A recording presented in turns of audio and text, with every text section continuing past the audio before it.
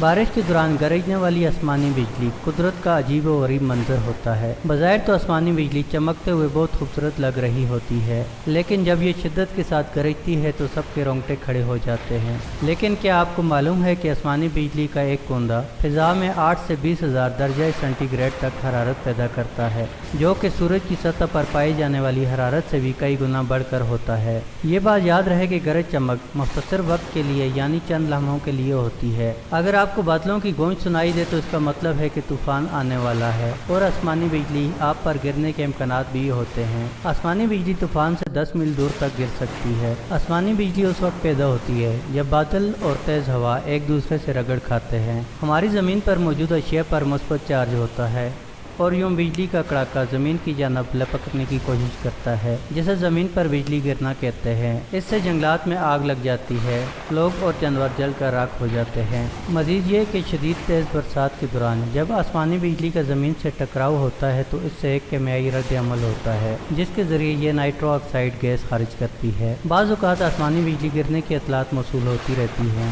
اور کئی لوگ اور جانور اس قدرتی آفت کی لپیٹ میں آ کر ہلاک ہو جاتے ہیں۔ البتہ کچھ احتیاطی تدابیر اختیار کر کے اس سے جان بچائی جا سکتی ہے۔